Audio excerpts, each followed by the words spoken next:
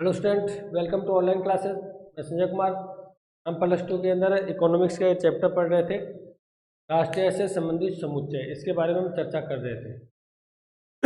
देखो, राष्ट्रीय के समुच्चय के अंदर हमने पढ़ा था कि जो राष्ट्रीय होती है उसके अंदर परिभाषाओं की चर्चा कर रहे थे हम। परिभाषा हमने मार्शल की, फिशर की, पिगू की, उसकी परिभाषा हम पढ़ चुके थे। अब एक था साइमन कुजनेट्स। इसकी परिभाषा बढ़िया मानी जाती है, साइमन कुजनेट्स। आधुनिक परिभाषा के रूप में अगर बात करें तो देखो, जो इसकी परिभाषा है ना, वो ध्यान रखना, राष्ट्रीय जीडीपी की परिभाषा है। बिल्कुल सिंपल परिभाषा ये है। जैसे हम राष्ट्रीय के बारे में, जीडीपी के बारे में पढ़ेंगे ना, कैसे प्राप्त होती है, बहुत ही सिंपल लगेगी आपको। सिर्फ आपको एक ही परिभाषा याद करनी है, उसमें ही माइनस प्लस करना है। कोई चीज़ प्लस कर दोगे तो वो नई चीज़ बन जाएगी, यानी कुछ अन्य की परिभाषा बन जाएगी। कुछ माइनस कर दोगे तो वो अन्य की परिभाषा बन जाएगी। बिल्कुल सिंपल सा फंडा है इसका। हम इसको पहले पढ़ लेते हैं। इन्होंने कहा था भी जो राष्ट्रीय आय होती है वो क्या होता है। ये कहता है राष्ट्रीय आय वो होती है जो एक देश में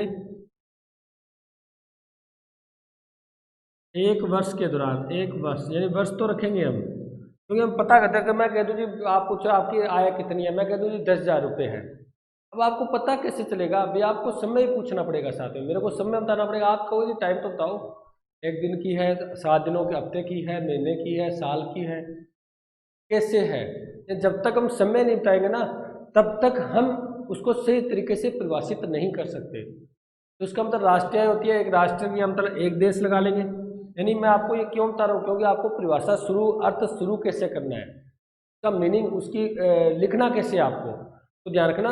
एक देश आपको साथ लगाना है, क्योंकि राष्ट्रीय होती है वो देश की होती है। दूसरी बात, वर्ष भी साथ लगाना है, क्योंकि वर्ष के आधार पर तो हम बता सकते हैं, समय के आधार पर भी वो राष्ट्रीय है, वो साल की है, 2 साल की है, 3 साल की है, 5 साल की है। जैसे मैंने आपको अभी एग्जाम्पल दिया, मैं कह दूँ मैं 10,000 रुपये आए हैं, तो आपको कंफ्यूज हो जाएगा, आपको पता नहीं चलेगा 10,000 रुपये आए वो कौन सी है, महीने की है, दिन की है, हफ्ते की है, या साल की है।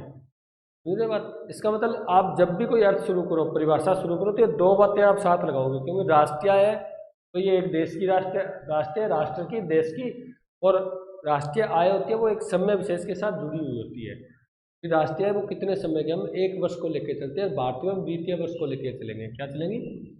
वित्तीय वर्ष भारत में। और वित्तीय वर्ष पता है आपको, 1 अप्रैल से शुरू होता है और 31 मार्च में खत्म हो जाता है। अगर आपसे छोटा प्रश्न पूछ लेना, वित्तीय वर्ष बताओ, तो वित्तीय वर्ष का जो काल होता है वो 1 अप्रैल से शुरू होता है, 31 मार्च को खत्म होता है। हमारा बजट होता है ना, बजट बनाया जाता है, वो उसकी जो तो बजट की जो नीतियाँ होती है वो 1 अप्रैल से शुरू हो जाती है। और अगले साल, जैसे मान लो 2020 में बजट बना, तो वो 1 अप्रैल 2020 से शुरू होगा और 31 मार्च 2021 में उसकी टोटल नीतियाँ खत्म हो जाएगी।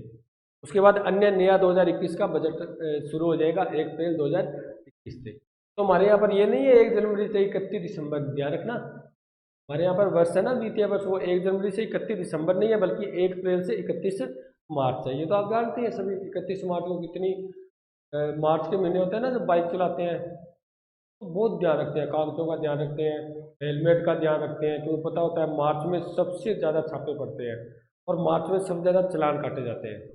तो उनको अपना जो कोटा होता है वो पूरा करना होता है। बैंक होते हैं ना, बहुत ज़्यादा ऋण देने लग जाते हैं, क्योंकि बैंक का जो कोटा होता है वो पूरा करना होता है इनको। बहुत प्रक्रिया चेंज होती है। और आज से पहले, अब तो क्या है, इतना नहीं है, लेकिन पहले जब ठेके टूटते थे ना, बात कर ही लेते हैं हम, तो लोग मार्च के अंदर ना दारू बिल्कुल सस्ती हो जाती थी, शराब, लोग पेटियों की पेटियां घर पर इकट्ठी कर लेते थे। कारण ये था कि उनको अपना पूरा जितना कोटा होता है साल का वो निकालना होता है 31 मार्च तक, क्योंकि 1 अप्रैल से नया साल शुरू हो जाता है और नया जो बजट होता है, नई जो क्रिया नीतियाँ होती है वो शुरू हो जाती है। ठीक है, तो कहने का मतलब है हमारा जो वित्तीय वर्ष है वो 1 अप्रैल से 31 मार्च है। तो अब हम बात करते हैं इसकी परिभाषा की। ये कहता है राष्ट्रीय आय में एक देश में एक वर्ष में उत्पादित वस्तुओं व सेवाओं का वह शुद्ध योग है, क्योंकि राष्ट्रीय आय होती है वो योग में होती है ना, शुद्ध योग है, जो अंतिम रूप से उपभोक्ता के पास पहुंचती है, उपभोक्ता के पास पहुंचती, समझे बात? क्योंकि हमने पहली बात की थी राष्ट्रीय आय में जो शामिल होती है वो अंतिम वस्तु शामिल होती है। कौन सी वस्तु शामिल होती है? अंतिम। और अंतिम वस्तु वो होती है जो अंतिम रूप से उपभोक्ता के पास पहुंच जाती है। ये मार्केट बनाने में बहुत सी प्रोसेस होती है, बहुत प्रक्रिया होती है, उसको हम राष्ट्रीय में शामिल नहीं करते। लेकिन जैसे ये बाजार में आकर बिक जाता है, अंतिम रूप से बिक जाता है, वो क्या होता है? राष्ट्रीय में शामिल होती है। यानी उसी का योग है, शुद्ध योग है इसका, जो अंतिम रूप से उपभोक्ता के पास पहुंच जाता है। मध्य में कौन सी प्रक्रिया थी? मध्य में उसकी क्या कीमत? जैसे हम छोटा सा एग्जाम्पल है आपके आगे आएगा अभी। जैसे हमने गेहूं खरीदी किसान से, 10 रुपये गेहूं खरीद ली, आगे आके हमने उसका क्या बना दिया? ब्रेड बना दी, 20 रुपये की ब्रेड बना दी। अब जो राष्ट्रीय आय में शामिल होगी वो 20 रुपये होगी, वो 10 रुपये वो नहीं शामिल होगा, क्योंकि 10 रुपये 20 रुपये में पहले से ही शामिल है। 10 रुपये है ना, वो 20 रुपये में पहले से ही शामिल है, क्योंकि मैं 100 रुपये की वस्तु लेके आता हूँ, मेरा 100 रुपये खर्चा हो गया, मैं मेरे को 20 रुपये लाभ कमाना है। मैं एक एग्जाम्पल देता हूँ छोटा सा कि 100 रुपये की मैं वस्तु लाता हूँ, यानी खर्चा हो गया मेरा, और मेरे को लाभ कितना कमाना है? 20 रुपये। तो मैं कितने की बेचूंगा वस्तु? 20 की बेचूंगा क्या? नहीं, मैं 120 की बेचूंगा। कितने की बेचूंगा? 120 की। अब ये जो 100 रुपये है ये पहले से ही 120 में शामिल है, 100 रुपये पहले से ही 120 में शामिल है। इसीलिए राष्ट्रीय आय में अंतिम वस्तुओं की कीमतें शामिल होती है, मध्यवर्ती वस्तुओं की कीमतें शामिल नहीं होती। इस चीज़ की हम चर्चा कर चुके हैं, ये साइमन कुजनेट्ज़ी कहते हैं। फिर राष्ट्रीय आय होती है वो एक देश में एक वर्ष में उत्पादित वस्तुओं और सेवाओं का वह शुद्ध योग है जो अंतिम रूप से उपभोक्ता के पास पहुंच जाती है। यानी इसने अपनी आय परिभाषा मुख्य उपभोक्ता को माना है। जैसे मार्शल ने उत्पादन को माना था, पिगू ने मुद्रा को माना था, यानी जिसको मुद्रा के रूप में मापा जाता है। और पढ़ी थी ना हमने परिभाषा, पिछली वीडियो में चेक कर लेना आप। और साइमन कोजेनेस ने क्या माना? भी अंतिम रूप से जो उपभोक्ता के पास पहुंच जाता है उसी का योग ही राष्ट्रीय आय है, मध्यवर्ती नहीं, जो उपभोक्ता के पास पहुंच जाता है वो उसका योग क्या है?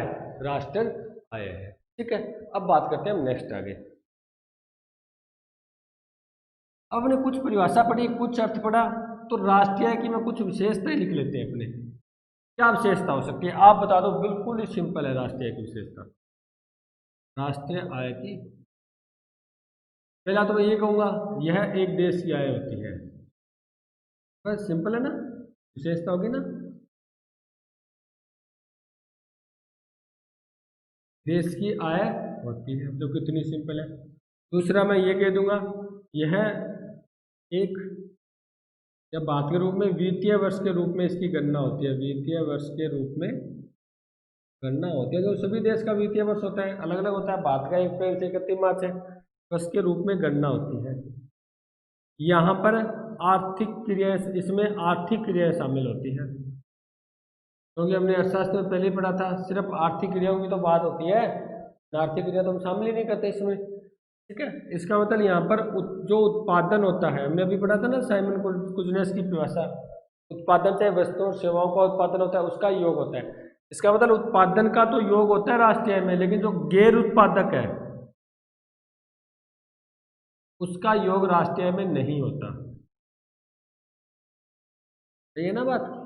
गैर उत्पादन जैसे मान लेते हैं, मैंने अभी कहा था ये रूम बनाया था सर ने, आपको पहले मैंने एक बार एग्जाम्पल भी दिया था। तो ये रूम किस लिए बनाया था? ये रूम इनकम के लिए बनाया था, आय के लिए बनाया था, यानी उत्पादन कार्यों में इसका प्रयोग हो रहा है। लेकिन एक घर पर मैंने भी रूम बना रखा है, लेकिन वो तो गैर उत्पादक है, उसमें तो मैं रहता हूँ, उसमें कोई उत्पादन थोड़ी करता हूँ मैं। इसका मतलब ये रूम तो राष्ट्रीय, इसकी जो इनकम है वो राष्ट्रीय में शामिल होगी, लेकिन मेरे वाले की राष्ट्रीय में शामिल नहीं, खर्चा उतना ही लगा है लेकिन वो राष्ट्रीय में शामिल नहीं होगा, लेकिन ये होगा। इसका रीजन क्या है? ये उत्पादन में काम करता है, वो गैर उत्पादन उत्पादन के लिए सहायक नहीं है। तो इसमें गैर उत्पादक क्रिया जो योग नहीं होता, सिर्फ उत्पादन की क्रियाओं का योग होता है। और आप क्या कह सकते हो राष्ट्रीय की विशेषताओं के बारे में? आर्थिक क्रियाएं शामिल होती है इसमें, ठीक है, और एक वित्तीय वर्ष के रूप में काम कर के रूप में गणना होती है, ये एक देश की आय होती है। ठीक, आप कह सकते हो इससे देश के विकास का पता चल जाता है। अभी नहीं चलता क्या? तो देश विकास कर रहा है नहीं कर रहा है ये तो राष्ट्रीय आय बताएगी। मान लेते हैं आज हमारा राष्ट्रीय आय 1 लाख रुपए है, अगले साल 1.5 लाख रुपये होगी, इसका मतलब विकास कर रहे हैं हम, प्रगति कर रहे हैं। ठीक है, ये राष्ट्रीय आय की कुछ विशेषताएं हैं। आपने जो परिभाषा लिखी थी, आप ये भी कह सकते हो इसमें अंतिम वस्तु का योग होता है, अंतिम वस्तुओं का योग क्या नहीं किया गया हमने साइमन कुजनेट्स में परिभाषा में किया था ना, और मैंने आपको बताया भी था भी राष्ट्रीय आय में सिर्फ और सिर्फ अंतिम वस्तुओं के जो कीमत होती है उसी का योग होता है। हम कह सकते हैं कीमत कौन सी, बाजार कीमत, इसकी बाजार कीमत, यानी बाजार कीमत होती है उसी का तो योग होता है। मान लेते हैं आज हमने उत्पादन किया, उत्पादन हम बाजार में ही बेचेंगे, घर पर थोड़ी रखेंगे। तो जब बाजार में बेचेंगे तो बाजार की कीमत पर बेचेंगे और उस कीमत से जो हमारी इनकम होगी वो राष्ट्रीय आय में जुड़ जाएगी। ये अंतिम रूप से हम उपभोक्ता को वस्तु बेचेंगे तो वस्तु वो कीमत बाजार कीमत पर बेचेंगे और उस कीमत का योग क्या हो जाएगा, राष्ट्रीय आय में शामिल हो जाएगा। इसका मतलब ये बाजार कीमत पर चलती है। आप कह सकते हो इसे अंतिम वस्तुएं शामिल होती है, अंतिम वस्तुओं की कीमतें शामिल होती है। तो मध्यवर्ती वस्तुएं शामिल नहीं होती, शामिल यानी उनकी कीमतें शामिल नहीं होती। सिर्फ अंतिम वस्तुओं की जो बाजार कीमत है वही शामिल होती है। मध्य वस्तु की तो मध्यवर्ती वस्तुएं उनकी कीमतें शामिल नहीं होती। क्यों नहीं होती ये आगे हम नेक्स्ट लेसन में चर्चा करेंगे। जो है ना राष्ट्रीय आय के मापन की विधियाँ, उत्पादन विधि, आय विधि, व्यय विधि, उसके अंदर चर्चा करेंगे। मध्यवर्ती वस्तु को हम शामिल क्यों नहीं करते। यहाँ पर तो आपको ये पढ़ना है कि मध्यवर्ती वस्तु की कीमतें शामिल नहीं की जाती। अब क्यों नहीं करते, इससे कुछ समस्या पैदा हो जाती है हमारे देश के अंदर। हर देश के अंदर कुछ ना कुछ समस्या पैदा हो जाती है। यानी एक ही पैसा 2-3 बार गिना जा सकता है। 2-3 बार पैसा गिना गया तो अपने आप ही राष्ट्रीय आय बढ़ गई ना। तो मेरा पैसा, हम कई बार पैसे गिनते हैं ना, गट्टी ले लेते हैं, उसको इधर से भी गिन लिया, दूसरे साइड से भी गिन लिया, तो दुगने हो जाएंगे। क्या उतने पैसे रहेंगे हमारे पास? ये तो उतने ही जितने हैं, उसको 2 बार यानी उल्टा सुल्टा गिनने से कोई बढ़ थोड़ी जाएंगे। लेकिन उल्टा सुल्टा गिनने से अगर हमने बढ़ा दिए उसको तो लेकिन काम तो उतना ही करेंगे। ऐसे थोड़ी लाख का हमने 2 लाख गिन दिया तो वो 2 लाख में काम करेगा, हम तो लाख का ही होगा। तो कहने का मतलब है इससे क्या होता है, पैसा 2-3 बार गिना जाता है। इसीलिए मध्यवर्ती वस्तुओं की कीमतें नहीं गिनते, बल्कि जो अंतिम वस्तु होती है उसी की कीमतों का क्या करते हैं, राष्ट्रीय आय में योग करते हैं। उसके बाद नेक्स्ट अगर हम इसके टॉपिक की बात करें राष्ट्रीय आय की,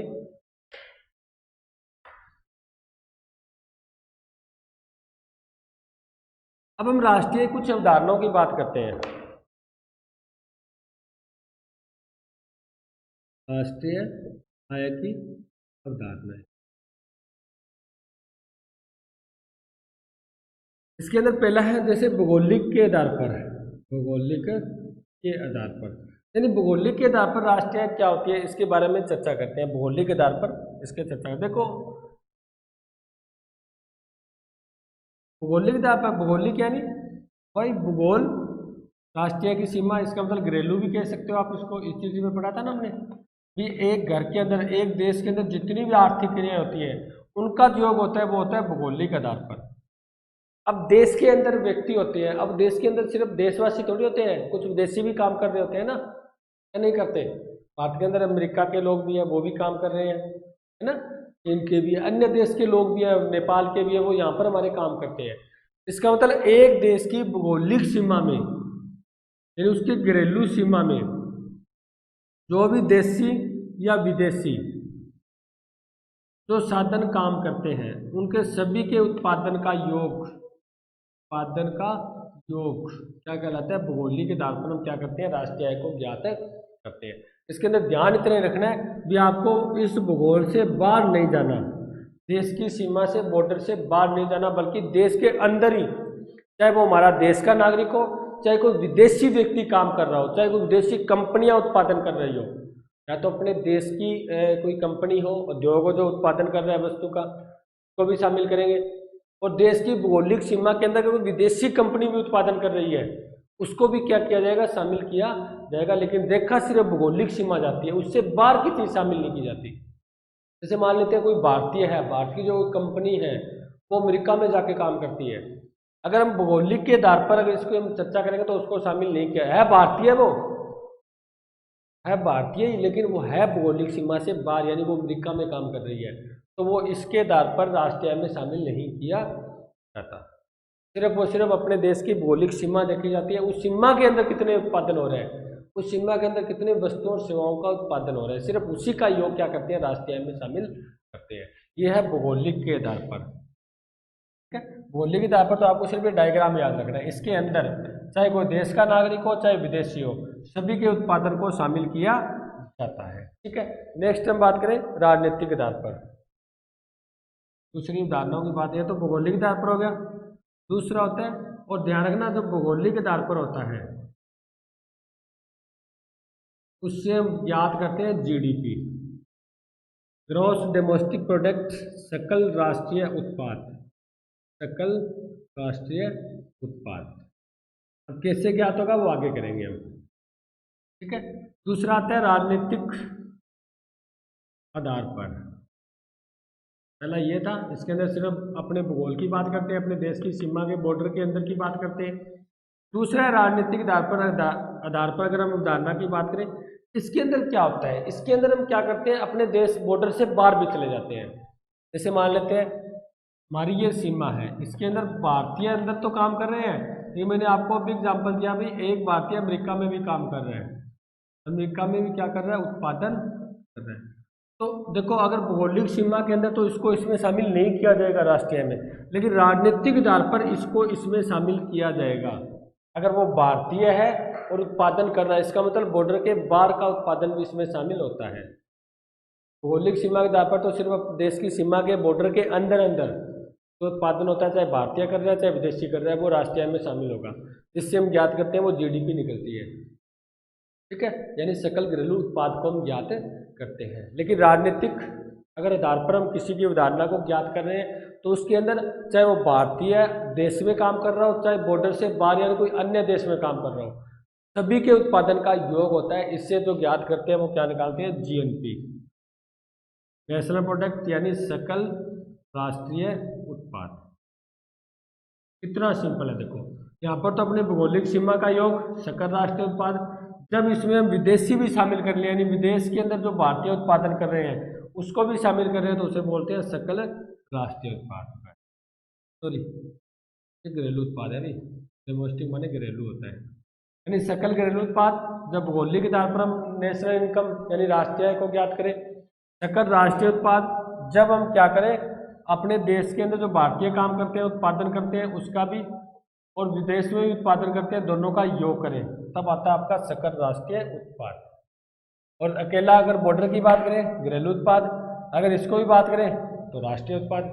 बस इसका मतलब अगर आप सकल घरेलू उत्पाद के अंदर विदेशों का उत्पादन भी जोड़ दो तो आपको क्या मिल जाएगा, सकल राष्ट्रीय उत्पाद प्राप्त हो जाएगा। सिंपल है ना, बिल्कुल। सर बॉर्डर की बात करेंगे, देश के अपने देश की भौगोलिक सीमा की बात करेंगे, भौगोलिक सीमा के अंदर अंदर उत्पादन और सेवाओं की बात करेंगे, वस्तुओं और सेवाओं को, वो तो सकल घरेलू उत्पाद होता है। और जब उसके हम विदेशों के साथ, यानी विदेशों में भी हमारे भारतीय जो जनता है वो काम करती है, वो भी उत्पादन करती है, उसको भी शामिल कर लेंगे तो वो सकल राष्ट्रीय उत्पाद कहलाता है। इसकी परिभाषा पढ़ेंगे हम। एक बार तो आपको बताइए भौगोलिक सीमा में क्या ज्ञात करते हो, सकल घरेलू उत्पाद। राजनीतिक आधार पर जो अगर बात करनी है तो क्या आप करोगे, सकल राष्ट्रीय उत्पाद आपको प्राप्त है। चलो अब आगे हम बात करते हैं नेक्स्ट। अब आपके भी टोटल अवधारणाएं आ चुकी है, ध्यान से देखना, बिल्कुल सिंपल, कोई दिक्कत नहीं है। पहली उदाहरण मैं करूं, बाजार कीमत पर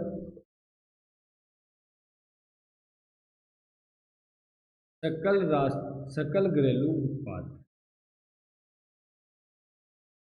पहली धारणा आपके सिलेबस में ही है। देखो बाजार कीमत तो रखेंगे ना, तो हमने यही तो बात की, वस्तु और सेवाओं को बाजार में बेचने पर जो प्राप्त होता है, जो उत्पादन किया उसको बाजार में बेचेंगे, उसी का तो योग करेंगे, वस्तुओं का थोड़ी योग करेंगे हम। मैंने 10 वस्तु का उत्पादन, 10 मार्कर का उत्पादन किया, आपने 10 पेंसिल का उत्पादन किया, जोड़ दो, क्या वो राष्ट्रीय आय हो गई? राष्ट्रीय आय तो मुद्रा के रूप में होती है। हमने अभी विशेषताएं पढ़ी थी ना, मैंने पढ़ी थी, ये बाजार कीमत पर चलती है, ये मुद्रा के रूप में होती है, ये भी विशेषता लिख सकते हो आप एक, यानी इसको एक मुद्रा के रूप में परिभाषित किया जाता है। और मुद्रा कब प्राप्त होगी? जब वस्तुओं को बाजार में बेचेंगे हम, उसकी कीमत होगी वही तो प्राप्त होगी ना। आपने 10 पेंसिल बाजार में बेच दी, मैंने 10 मार्कर बाजार में बेच दिए, जो आपको इनकम हो रही है मेरे को इनकम हो रही है, उसका योग हो जाएगा, वो राष्ट्रीय आय हो जाएगी। और ऐसे सभी व्यक्तियों का होगा योग होगा तो पूरे देश की आय हो जाएगी, ठीक है। इसका मतलब मैं इसको लिखूंगा जीडीपी, यानी सकल घरेलू उत्पाद, ग्रोथ डोमेस्टिक प्रोडक्ट। बाजार कीमत है तो उसके ब्रैकेट में मार्केट प्राइस लगा दूंगा, यानी एमपी लगा दूंगा, बस ये ध्यान रखना बात। अगर मैं ऐसे लिख दूं जीडीपी एमपी, इसका मतलब आपका इसका पूरा अर्थ क्या होगा, बाजार कीमत पर सकल घरेलू उत्पाद। यानी मैं आगे जैसे भी लिखूंगा वो शॉर्टकट में लिखूंगा, लेकिन आपको पता होना चाहिए, अगर मैंने जीडीपी एमपी लिख दिया, इसका मतलब जो जीडीपी है वो बाजार कीमत पर है। इसे हम फैक्टर कॉस्ट यानी साधन लागत पर भी निकालेंगे, उसके ब्रैकेट में एफ बटा में एफ सी आ जाएगा उसके पैर में, लेकिन यहाँ पर एम पी लिखा है, इसका मतलब मार्केट प्राइस यानी बाजार कीमत पर सकल घरेलू उत्पाद। ठीक है, अब मैं इसकी एक परिभाषा लिखता हूँ, सिर्फ आपको इसकी एक ही परिभाषा याद करनी है, वो है जो साइमन कुजनेस की है। मैंने आपको कहा था सबकी परिभाषा सेम है। क्या लिखोगे? सिंपल सी परिभाषा लिखता हूँ मैं अपनी तरफ से, बुक के वाले नहीं लिखते, इसका अर्थ बताता हूँ मैं। एक देश की, अब शब्द क्या है घरेलू, तो घरेलू के लिए क्या लगा दूंगा? भौगोलिक सीमा। तो घरेलू शब्द वही आता है जहाँ पर भौगोलिक सीमा, अभी तो पढ़ के आए हम, भौगोलिकता के आधार पर जो हम अवधारणा ज्ञात कर रहे थे वो सिर्फ भौगोलिक सीमा पर चलता है, घरेलू के आधार पर चलता है, बाहर का उत्पादन इसमें शामिल नहीं किया जाता। तो एक देश की भौगोलिक सीमा के अंदर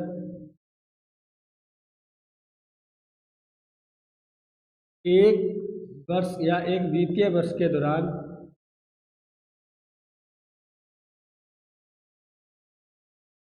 समस्त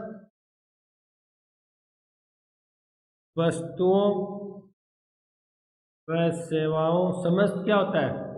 यानी टोटल, कुल, क्योंकि राष्ट्रीय कुल में तो चलती है, सबका योग ही तो राष्ट्रीय है।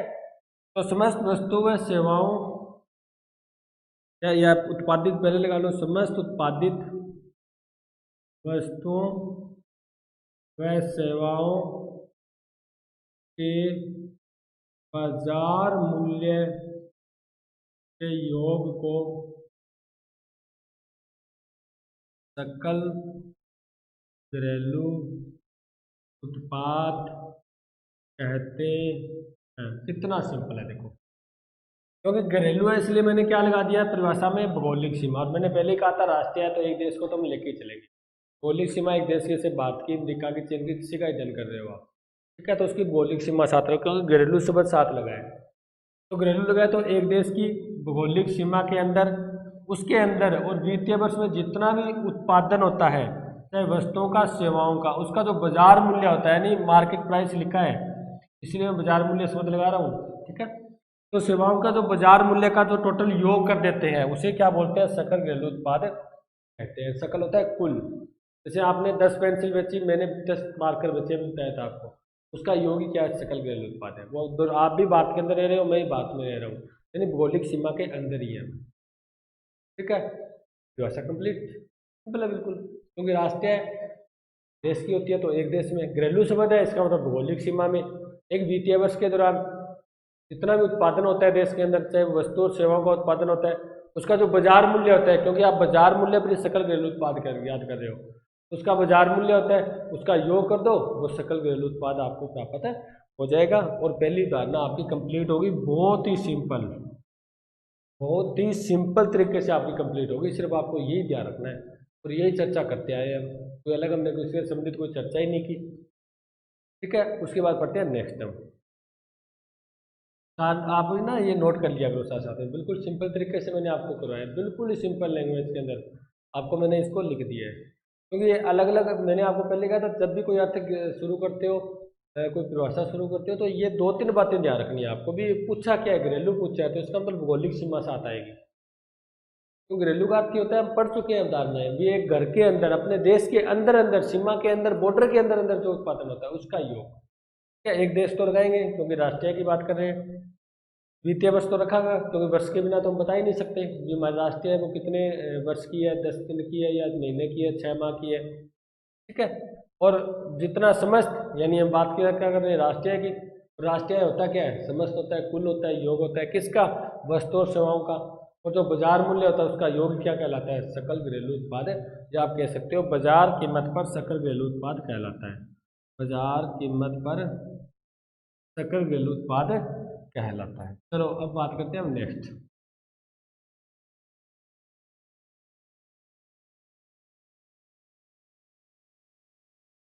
दूसरी है आपकी बाजार कीमत पर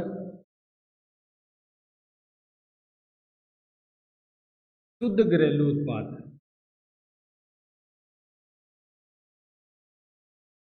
बस बाजार कीमत तो है ही शुद्ध, वो तो था सकल, वो क्या था? सकल था, सकल यानी कुल। जैसे मैंने आपको भी कहा, आपने 10 पेंसिल को बेचा, जैसे मान लेते हैं आपने 50 रुपये बेच दिया, मैंने 10 मार्कर को बेचा, मैंने 100 का बेच दिए। ये टोटल क्या है 150, ये तो है सकल। लेकिन क्या सारी की सारी आय है क्या? हमारा कोई खर्चा नहीं लगा। मेरा 100 रुपये टोटल इनकम है, कोई खर्चा लगा ही नहीं। आप 50 रुपये पेंसिल बच गए, 50 रुपये बच गए आपको। इसका मतलब आपको जितना खर्चा लगा है, जो मूल्य ह्रास हुआ है, जैसे मान लेते हैं 40 हो गया, यहाँ पर मेरा 80 हो गया, तो आपको 10 मेरा 20, ये शुद्ध है, ये शुद्ध इनकम है। बस इसका मतलब आपको खर्चा घटाना है। आप सिंपल सी लैंग्वेज में बात को तो खर्चा घटाना है, यानी गिसावट जो मूल्य ह्रास है वो आपको माइनस करना है। इसको मूल्य ह्रास बोलते हैं। क्या बोलते हैं? मूल्य ह्रास। तो ठीक है, कर देते हैं। याद क्या करना है आपको? बाजार कीमत पर शुद्ध, शुद्ध होता है निवल, यानी NDP।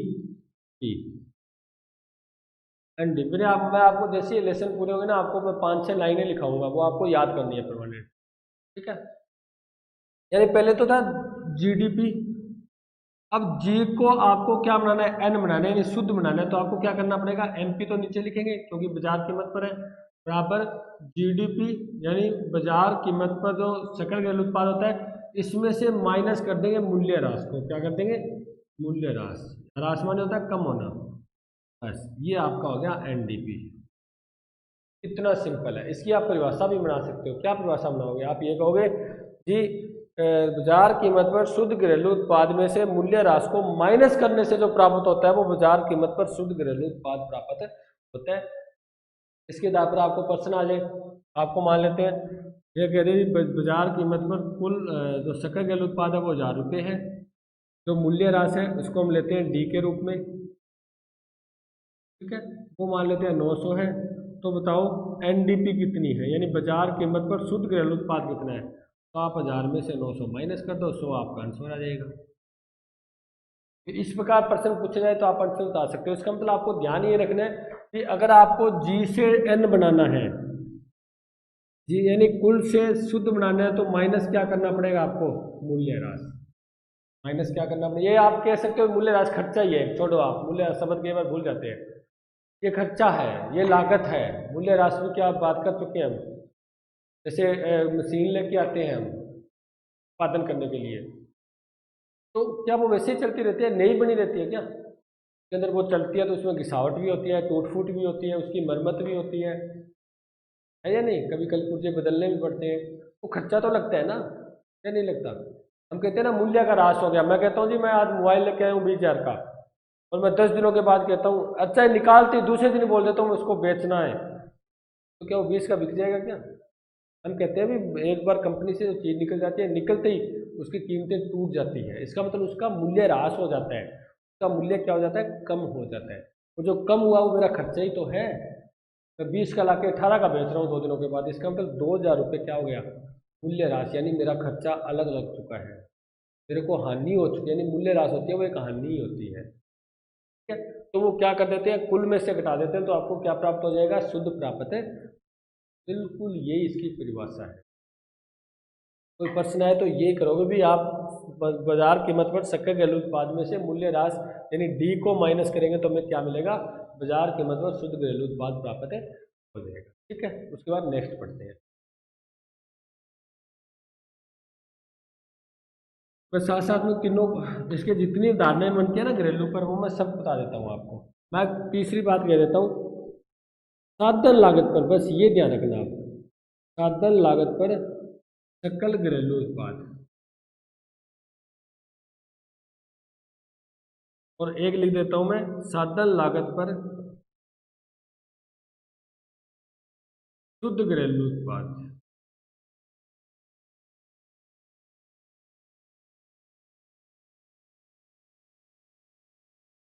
यहाँ तो आपको क्या करना है, उसके अंदर तो हमने मार्केट प्राइस बाजार कीमत पर ज्ञात किया था, अब आपको साधन लागत पर ज्ञात करना है। इसका मतलब क्या लिखोगे आप?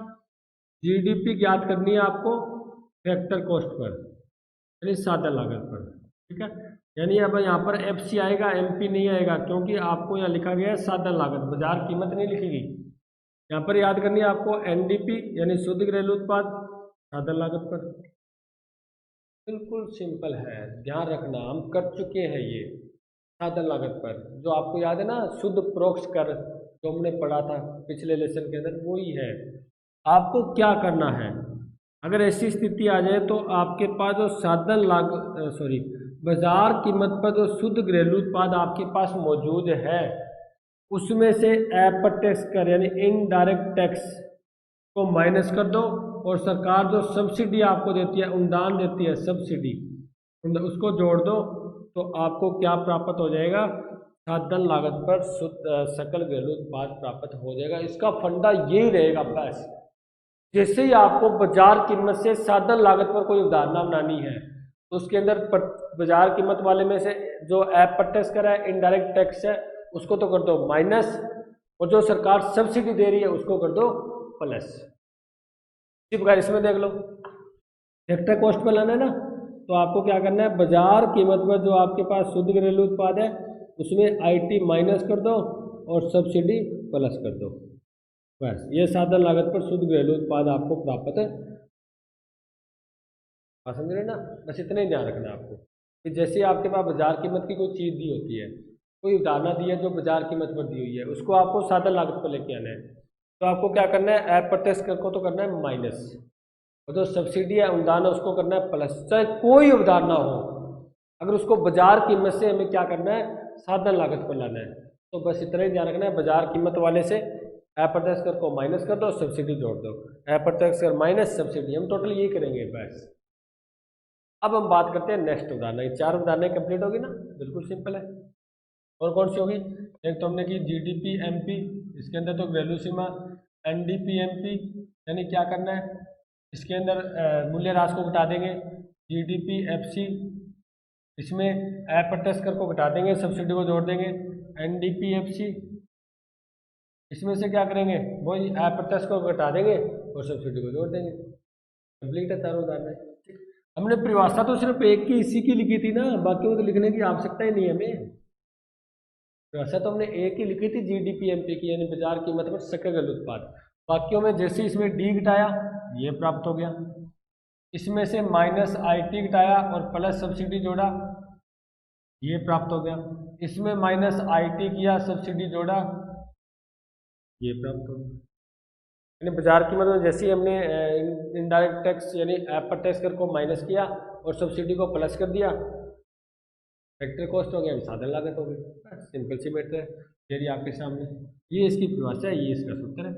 आप कहोगे जब बाजार कीमत पर सकल घरेलू उत्पाद में से अप्रत्यक्ष कर को घटा देंगे और सब्सिडी को जोड़ देंगे तो हमें क्या प्राप्त होगा? साधन लागत पर सकल घरेलू उत्पाद प्राप्त होगा, बस। जैसे ही बाजार कीमत पर शुद्ध घरेलू उत्पाद में से अप्रत्यक्ष कर को घटा देंगे, सब्सिडी को जोड़ देंगे तो हमें क्या प्राप्त होगा? साधन लागत पर शुद्ध घरेलू उत्पाद प्राप्त होगा। ये इसकी परिभाषा है, यानी ये फंडा सेम ही चलेगा सब में, ध्यान रखना। जैसे हम बाजार कीमत पर साधन लागत बनाएंगे तो हमें क्या करना है? अप्रत्यक्ष कर को माइनस करना है, सब्सिडी को जोड़ना है, चाहे कोई उदाहरण हो। आगे पढ़ेंगे हम और भी। अब हम करते हैं नेक्स्ट उदाहरण जो 5 नंबर की है आपकी, सकल राष्ट्रीय उत्पाद। मैं कहता हूं बाजार कीमत पर सकल राष्ट्रीय उत्पाद, यानी सकल यानी जीएनपी अभी की थी ना हमने, जो भौगोलिक आधार पर हमने की थी जीडीपी ज्ञात, और जब राजनीतिक आधार पर हमने बात की थी उदाहरण में, वो जीएनपी होती है, यानी ग्रॉस नेशनल प्रोडक्ट, सकल राष्ट्रीय उत्पाद। और ये किस पर करना है? बाजार कीमत पर। किस पर करना है? बाजार कीमत पर। अब सुनो बात, हमने जीडीपी के लिए क्या किया था? जीडीपी के लिए गया था भौगोलिक सीमा के अंदर जो उत्पादन होता है वो जीडीपी थी, है ना। और जैसे हम इसके अंदर विदेशी जोड़ देंगे, यानी विदेश से प्राप्त साधन की आय को जोड़ देंगे, यानी विदेशों में जाते हैं ना हमारे कुछ साधन, तो देखो मैंने हमने एक बात की थी, जैसे मान लेते हैं भारतीय कोई विदेश में जाता है, अमेरिका में 100 रुपये लेके आता है, लेकिन अमेरिका वाला यहाँ कोई काम करता है वो 80 रुपये लेके जाता है, तो कितने रुपये बचे? 20। वो होता है विदेशों से प्राप्त शुद्ध साधन आय, ने की थी ना NFIA, विदेशों से प्राप्त शुद्ध साधन आय। कितनी आय हमें शुद्ध प्राप्त हो रही है? क्यों 100 रुपये आए तो 80 तो चले ही गए, प्राप्त तो 20 ही हुए हैं, प्राप्त तो 20 ही हुए हैं शुद्ध में। तो बस यानी इसके अंदर क्या करना है? इस चीज़ को जोड़ना है। जैसे हम इसके अंदर ये जोड़ देंगे तो हमें क्या प्राप्त हो जाएगा? GNP प्राप्त है। तो जोड़ देते हैं, देख लो GNP MP बराबर यानी मार्केट प्राइस पर, यानी बाजार कीमत पर सकल राष्ट्रीय उत्पाद बराबर बाजार कीमत पर जो आपके पास सकल घरेलू उत्पाद होता है उसके अंदर आपको क्या करना है, विदेशों से प्राप्त शुद्ध साधन आय को प्लस करना है, शुद्ध साधन आय को, यानी NFIA। जैसे आप इसको प्लस कर दोगे तो आपको क्या मिल जाएगा, GNP प्राप्त हो जाएगा। बस कंप्लीट, ये इसकी परिभाषा है, ये इसका सूत्र है। तो जब बाजार कीमत पर सकल घरेलू उत्पाद में विदेशों से प्राप्त शुद्ध साधन आय को जोड़ देते हैं तो हमें क्या प्राप्त होता है, बाजार कीमत पर सकल राष्ट्रीय उत्पाद प्राप्त होता है। क्योंकि हम पढ़ चुके हैं, जब तक इसकी बात करेंगे GDP, जब इसमें प्लस कर देंगे इसका मतलब ये तो है ही है, इसमें ये और प्लस कर देंगे तो GNP, सकल राष्ट्रीय उत्पाद। कंप्लीट आपका। इसका मतलब देखो, शुरुआत हमने सिर्फ GDP की परिभाषा से की थी, बाकी तो हम सूत्र ही तो लिख रहे हैं, तो माइनस कर रहे हैं, किसी को प्लस कर रहे हैं, किसी को माइनस कर रहे हैं, किसी को प्लस कर रहे हैं। यहाँ पर आप जैसे GDP में क्या करोगे, ये प्लस कर दोगे तो आपको GNP प्राप्त हो जाएगा, यानी विदेशों से प्राप्त शुद्ध साधन आय को इसमें शामिल कर दोगे तो आपको क्या प्राप्त होगा, GNP प्राप्त होगा, बाजार कीमत। ठीक है, सिंपल तो है बिल्कुल, एक ही तो है हमारे पास जो पढ़ना है। अब मैं कह दूँ बाजार कीमत पर शुद्ध घरेलू उत्पाद, सॉरी शुद्ध राष्ट्रीय उत्पाद, इस पर बाजार कीमत पर देख लो, हमें पता है क्या निकालना है। शुद्ध के लिए क्या करना है, जी को क्या कर देंगे, एन निवल ला देंगे तो NNP यानी बाजार कीमत पर शुद्ध राष्ट्रीय उत्पाद। और मैंने आपको तभी कहा था कि जब भी आपको क्या निकालना हो, एन निवल निकालना हो, शुद्ध निकालना हो, तो आपको क्या करना है, कुल में से मूल्य ह्रास को माइनस करना है, इसको मूल्य ह्रास को, यानी ये फंडा रहेगा शुद्ध का। तो शुद्ध से अगर आप सॉरी कुल से अगर आप शुद्ध बना रहे हो तो माइनस कर दो मूल्य ह्रास को,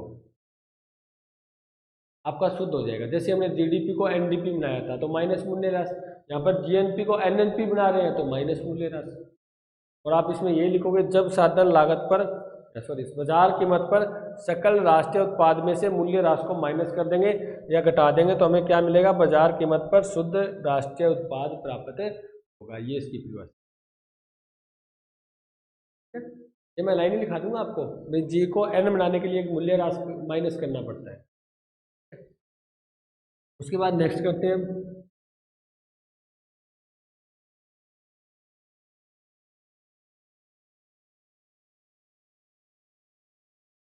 साधन लागत पर सकल राष्ट्रीय उत्पाद,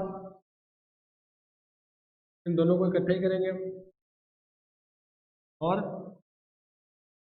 क्या होगी ना, ये 7वीं है ये 8वीं है, यानी साधन लागत पर शुद्ध राष्ट्रीय उत्पाद।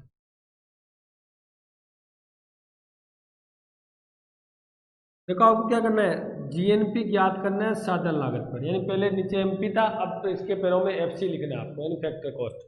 यहाँ पर आपको NNP ज्ञात करना है साधन लागत पर फैक्टर कॉस्ट के ऊपर, ये ज्ञात करना है आपको। तो मैंने आपको क्या कहा था, आपको बाजार कीमत से क्या घटाना है, अप्रत्यक्ष कर को जोड़ना, क्या है सब्सिडी को प्लस कर दो। कि जब आपने बाजार कीमत पर सकल राष्ट्रीय उत्पाद में से IT यानी इनडायरेक्ट टैक्स अप्रत्यक्ष कर को हिंदी में लिख दे करो, अप्रत्यक्ष कर माइनस कर दो, सब्सिडी अनुदान छूट प्लस कर दो, तो आपको क्या प्राप्त हो जाएगा, साधन लागत पर सकल राष्ट्रीय उत्पाद प्राप्त हो जाएगा। साधन लागत पर सकल राष्ट्रीय उत्पाद प्राप्त हो जाएगा। कहानी खत्म, आंसर ही तैयार है। ये इसकी परिभाषा है, ये इसका समीकरण है, बिल्कुल सिंपल है। अब आपको क्या करना है, शुद्ध राष्ट्रीय उत्पाद साधन लागत पर, तो आपको क्या करना है, बाजार कीमत पर शुद्ध साधन लागत में शुद्ध राष्ट्रीय उत्पाद में से IT माइनस कर दो, यानी अप्रत्यक्ष कर को माइनस कर दो और सब्सिडी को जोड़ दो, बस आपको क्या प्राप्त हो गया, साधन लागत पर शुद्ध राष्ट्रीय उत्पाद प्राप्त है। हाँ हार्ड है, इतना तो सिंपल है भाई, आपको तो ये ध्यान रखना है क्या माइनस करना है क्या प्लस करना है। मार्केट प्राइस से अगर आप साधन लागत लाओगे तो अप्रत्यक्ष कर को आपको माइनस करना है, सब्सिडी को आपको जोड़ना है। सकल से शुद्ध बनाओगे तो आपको मूल्य ह्रास माइनस करना है। घरेलू से आप राष्ट्रीय बनाओगे, क्या करना है, देशों से प्राप्त शुद्ध साधन आय को जोड़ना है। ठीक है, ये इसकी परिभाषा है, ये इसका है फॉर्मूला है, ये इसकी समीकरण है, करने नहीं है। तो आपने कितनी उदाहरणें पढ़ी, मैं एक बार और शॉर्टकट में आपको बता देता हूँ जल्दी जल्दी। एक तो पढ़ा आपने जीडीपी बाजार कीमत पर, क्या कह दिया, अभी एक देश की भौगोलिक सीमा में जो कुल उत्पादन होता है उसका बाजार कीमती योग ही होता है ना, और जीडीपी होता है। हमने पढ़ा था एनडीपी एमपी शुद्ध घरेलू उत्पाद, इसके अंदर हमने क्या किया था, जीडीपी एमपी में से माइनस कर दिया था मूल्य ह्रास, कंप्लीट। हमने पढ़ा था जीडीपी एफसी यानी फैक्टर कॉस्ट यानी सादा लागत निकालेंगे, तो हमने क्या किया था, मार्केट प्राइस है उसके अंदर माइनस 50 को कर दिया था, सब्सिडी को जोड़ दिया था। मैं ये बात को एनडीपी सादा लागत पर, तो क्या निकालोगे आप, वही एनडीपी जो मार्केट प्राइस है उसमें से आईटी माइनस कर दिया था, सब्सिडी को जोड़ दिया था। मैं कहूँ आपको जीएनपी मार्केट प्राइस पर, तो आप क्या कहोगे, आपने जीडीपी जो मार्केट प्राइस है उसके अंदर से देशों से प्राप्त शुद्ध साधन आय को प्लस कर दिया था। जैसे आप भौगोलिक सीमा घरेलू रहेगा तब तक तो भौगोलिक सीमा रखोगे, जैसे आप देशों का उत्पादन जो भारतीय करते हैं उसको जोड़ दोगे तो वो क्या हो जाएगा, जीएनपी प्राप्त हो जाएगा। हमने 6 नंबर का पढ़ा था जीएनपी, अब हाँ एनएनपी जो एमपी है यानी शुद्ध निकालना है, तो क्या करोगे, जीएनपी एमपी में से मूल्य ह्रास माइनस कर दोगे। उसके बाद मैं ये कहूँ जीएनपी एफसी निकालना है यानी फैक्टर कॉस्ट में निकालना है, तो आपको क्या करना है, जीएनपी एमपी मार्केट प्राइस से आईटी माइनस कर दो, सब्सिडी जोड़ दो। आईटी क्या है, आईटी है प्रत्यक्ष कर, सब्सिडी अनुदान। अगर मैं आपको कहूँ एनएनपी एफसी निकालना है फैक्टर कॉस्ट पर, तो आपको क्या करना है, एनएनपी एमपी है उसमें से आईटी माइनस कर दो, सब्सिडी जोड़ दो। ये तो फंडा सबका सेम ही है, ये भी सबका सेम है, बस ये ध्यान रखना है, इसकी परिभाषा ध्यान रखनी है आपको, कंप्लीट है।